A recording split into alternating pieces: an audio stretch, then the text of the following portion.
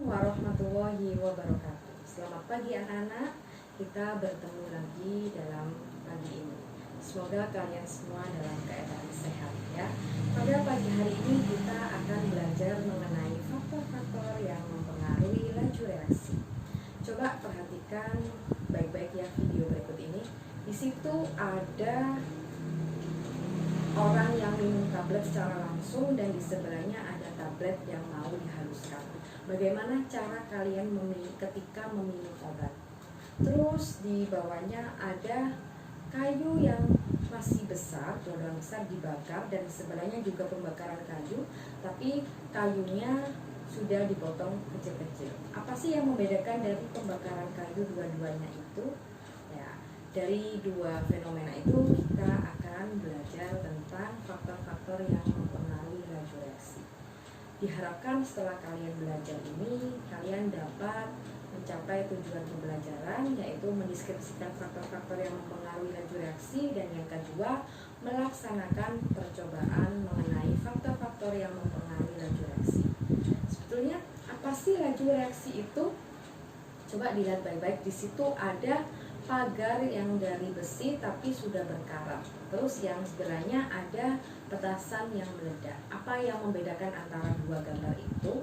Nah, berdasarkan kecepatan reaksinya, reaksi itu ada yang berlangsung secara cepat, ada juga yang berlangsung secara lambat. Itu adalah disebut dengan laju reaksi, yaitu besarnya perubahan yang terjadi dalam satuan waktu. Sebenarnya apa sih yang mempengaruhi reaksi itu bisa berjalan cepat, bisa berjalan lambat ya. Adalah faktor-faktor yang mempengaruhi laju reaksi ada 5. Ada konsentrasi, suhu, luas permukaan, tekanan, dan katalis. Nah, 5 tadi adalah faktor yang mempengaruhi laju reaksi. Yang pertama adalah konsentrasi. Oke, silakan kalian untuk mengetahui lebih lanjut, silakan melakukan percobaan sederhana berikut ini. Yang pertama yang harus kalian lakukan adalah menyiapkan alat dan bahan. Apa sih alat dan bahannya apa saja? Ada 2 balon, ada dua botol, ada cuka, ada soda kue. Selanjutnya, setelah kalian menyiapkan alat dan bahan, silakan kalian memasukkan masing-masing 10 ml cuka ke dalam botol A dan botol B. Terus memasukkan 1 sendok soda kue ke balon pertama dan 2 sendok kue ke dalam balon yang kedua. Setelah itu, silakan kalian tutup ujung botol dengan ujung botol A dengan balon yang pertama dan ujung botol B dengan mulut botol B dengan ujung balon yang kedua. Setelah ditutup dua-duanya, silakan ditegakkan dalam waktu yang bersamaan seperti gambar. Terus silakan dicatat waktu yang dibutuhkan sampai soda kue itu turun dan habis bereaksi dengan cuka.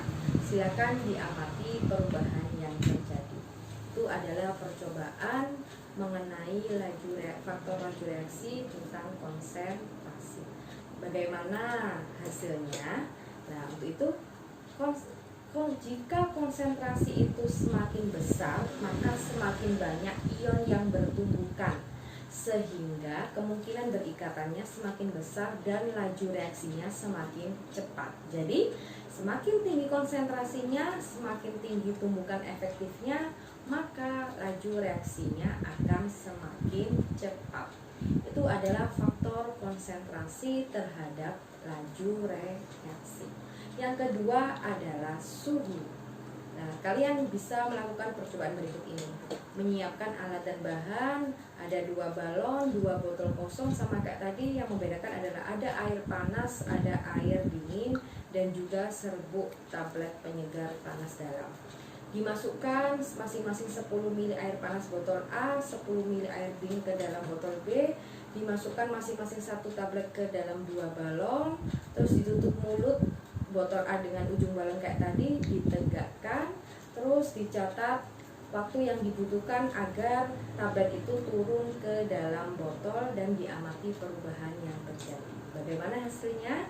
Ketika suhu dinaikkan, energi kinetik partikel bereaksinya bertambah sehingga partikel itu lebih aktif bergerak. Jadi kemungkinan tumbukan efektifnya lebih besar dan laju reaksinya semakin cepat. Ya, jadi semakin tinggi suhu, tumbukan efektifnya juga semakin tinggi, maka laju reaksinya juga semakin cepat. Itu adalah faktor suhu terhadap laju reaksi. Untuk yang ketiga adalah luas permukaan. Silakan melakukan percobaan. Percobaan yang sama dengan dua percobaan yang sudah kalian lakukan tadi. Yang membedakan yang satu ada serbuk tablet, yang satu ada tablet tanpa dihaluskan. Jadi dimasukkan masing-masing 10 ml air ke dalam botol A maupun botol B. Dimasukkan yang satu ke dalam balon. Balon yang pertama serbuk tablet, balon yang kedua adalah tablet tanpa dihaluskan. Terus ditutup kayak tadi, terus ditegakkan, diamati perubahan yang terjadi dan dicatat waktunya ya, jangan lupa. Bagaimana hasilnya? Ya, luas permukaan semakin halus atau semakin kecil ukuran partikel itu akan semakin luas permukaannya. Jadi akan semakin banyak bidang sentuhnya sehingga semakin cepat bereaksi.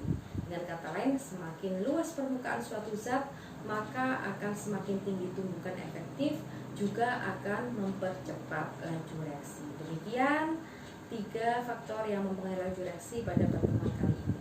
Semoga bermanfaat dan tetap jaga kesehatan ya. Semoga bermanfaat dan kita akan bertemu ke materi yang selanjutnya. Demikian, terima kasih. Assalamualaikum warahmatullahi wabarakatuh.